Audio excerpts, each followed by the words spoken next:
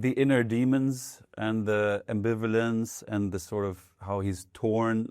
Hugo's generally very torn between many things, and there's a lot happening inside, and very very little of it is sort of expressed. And I think the internalization of everything that he's going through is sort of like it's like a volcano that's not getting to, it never really gets to... All these feelings. Can you keep it inside? So I think that's always fun to keep the lid on everything is very playable. So that's one thing I really liked. And like we've said before in a couple of interviews now that it's a beautiful love story, and it's always fun to explore, big feelings.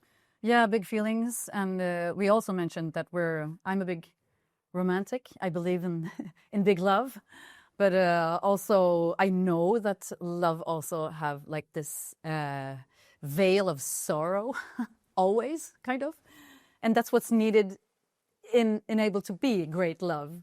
So that's I don't know. It's sometimes impossible to do the math around it, and I think that's what makes it exciting to explore. But also for me, it was really interesting to try to be an older version of somebody else.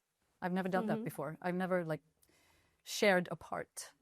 We had a little bit of a rehearsal. Not in a group, but two. I think me and you had. Yeah.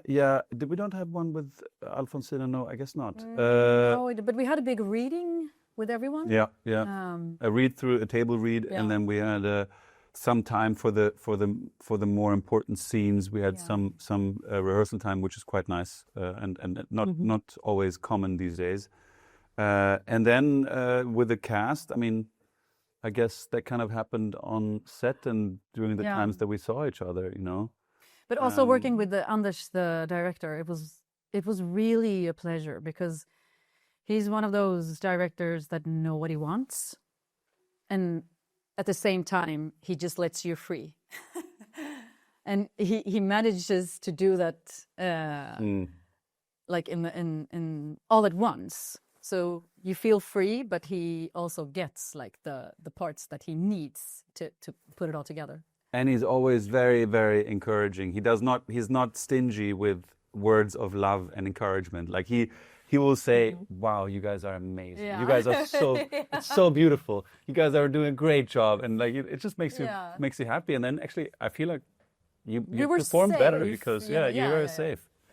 So he creates an environment where we feel loved by the director. Yeah.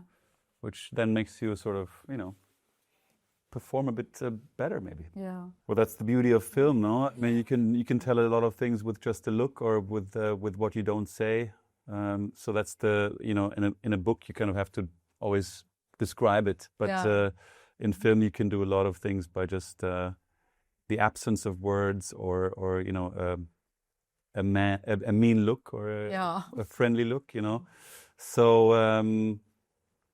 but that's always up to the director to choose how to. Yeah, it's impossible for us to know how it will be in the ending, How they edit it together, and but that's something that we then internalize, and then this is going on within us.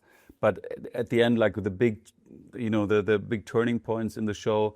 Is I can't really influence where the camera is going to be when you see the finished product. That's something that Anders probably knows when he's directing us, but we don't really know where he's going to use what from us. So we don't know what we're doing. Yeah, exactly. That's what I was trying to say. Yeah. The word that pops into my head is kind of like life is a tragedy. I'm sorry, but it is. I am a romantic, and I believe in big love, and I also believe that life is a gift, and it's all just amazing. But at the same time, you need to know that it's tragedy, kind of, over and over again. That's what life is, and that's the thing I think Tora learned, kind of. What did you learn? Well, I've said this. I've said this before, so it's a bit boring for you to hear, I guess. But No, it's never boring. I guess you know that indecision is something that really eats away at your time in life. You know, so you miss out on a lot of opportunities by being, you know, by thinking whether you should do it or not, and maybe that's not the right time for this, and maybe this partner is not so good right now, and maybe something better will come along. And this whole, like, you know, debating in your mind actually never gets you anywhere, and instead you're stuck in a kind of limbo, but you're neither here nor there. So you but lose out. Did he learn? Well, I learned. Yeah, that's what you learned. I learned.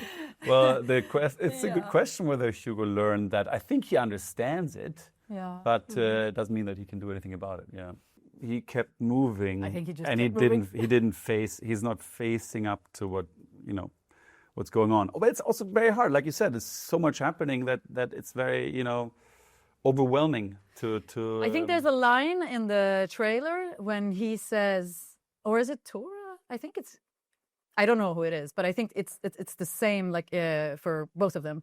Meeting you again is the best and the worst thing that happened to me. Yeah. And that's like, it really doesn't matter where you live, because all people feel love and also sorrow. And this is like, it's an amazing story, but also a tragic one in a way. And it depends on how you see it. And I think love appeals to everyone. Like every human being feels love sometime. So Portuguese or not, this is about love. You need it. And the country of Fado. If you guys like Fado, then you're gonna love this show. So obviously, you know.